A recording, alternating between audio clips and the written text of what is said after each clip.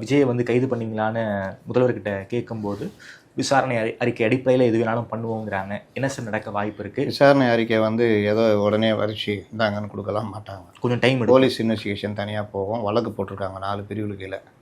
அதாவது இந்த ஆக்சிடென்ட், இது நெக்லிஜிபிள் ஆக்சிடென்ட் இருக்கும்ல, ஓகே, உயிரிழப்பு ஏற்படும் என்று தெரிந்தும் உயிரிழக்க காரணமாக இருக்கிறது, அது கீழே தான் வரும். இதெல்லாம் மோட்டார் வெஹிக்கிள் ஆக்டுக்கு அந்த மாதிரி இது கீழே தான் வரும். இது வந்து கொலை கிடையாது. ஓகே, இது வந்து அஜாக்கிரதையாக இருந்து உயிரிழப்பை ஏற்படுத்துதல். கோர்ட்டு சுமோட்டோவா எடுப்போம். ஏன்னா நீங்கள் கோர்ட் பீட் பார்த்தவர் சார். கோர்ட்டு சுமோட்டோவை எடுத்தால் நீதிமன்றத்தில் போய் நாங்கள் ஒரு நபர் ஆணையம் போட்டிருக்கோம், விசாரணை நடக்குதுன்னா ரைட் பார்த்துங்கன்னு கோர்ட்டு இதாகும். கோர்ட்டு ஏன்னா கோர்ட்டு தான் வந்து அனுமதியே கொடுத்தாங்க. இந்த பிரச்சார பயணத்திற்கு அனுமதி கொடுத்தது கோர்ட்டு தான். ஸோ வழக்கறிஞர்கள் சில பேர் வந்து நீதிமன்றத்தையும் விமர்சன பார்வையோடு இதை பற்றி பேசுகிறாங்க. கோர்ட்டு வந்து பல கண்டிஷன்ஸ் போட்டு தான் அனுமதி கொடுக்குறாங்க. மேலே ஏறுறதை நீங்கள் தாங்க தடுக்கணுன்றாங்க. ஆமாம், மேலே ஏறுறதை நீங்கள் தான் தடுக்கணும். அப்புறம் இவங்க சொல்கிறாங்க குழந்தைகள், பெண்கள், கர்ப்பிணிகள், வயதானவர்கள்லாம் வரக்கூடாது, மாற்றுத்திறனாலாம் வரக்கூடாதுன்னு போலீஸ் எங்களுக்கு கண்டிஷன் போடுறாங்கன்னு கொஞ்சம் கூட பொறுப்பு இல்லாமல் சொல்கிறாங்க. அப்போ ஜட்ஜி கேட்குறாரு, கரெக்டான கண்டிஷன் தானே, நீங்கள் உங்களுக்கு அதில் அக்கறை இல்லையா, நீங்கள் தான் அதெல்லாம் சொல்லி வரவிடாமல் பண்ணணுன்றாங்க.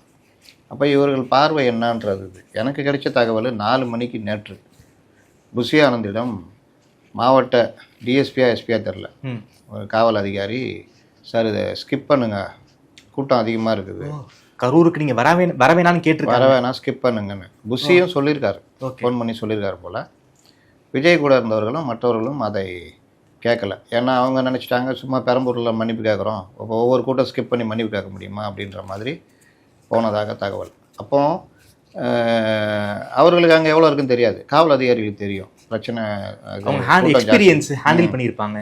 அப்போ இன்றைக்கி யார் அனுபவிக்கிறா, கூட்டம் போவானான்னு ஸ்கிப் பண்ணலான்னு சொன்னேன், புஷியானதும் சேர்த்தான் வழக்கு. இதில் அண்ட் அதர்ஸ் போட்டிருக்காங்க.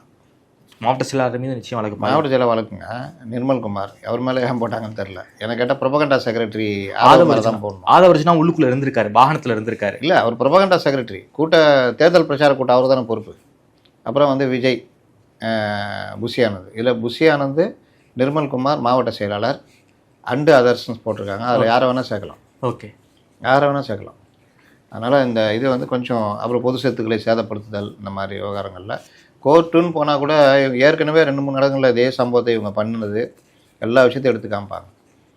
அதனால் இவர்கள் இது எதையுமே நியாயப்படுத்த முடியாது. ஒரு கட்டுக்கடங்காத கூட்டத்தை திரும்ப திரும்ப இவர்கள் நெறிப்படுத்தாமல் நடத்துறதுன்றது நம்ம எல்லோருமே சுட்டி காமிச்சிட்டு இருக்கிறோம். என்னுடைய கடைசி கேள்வி சார்,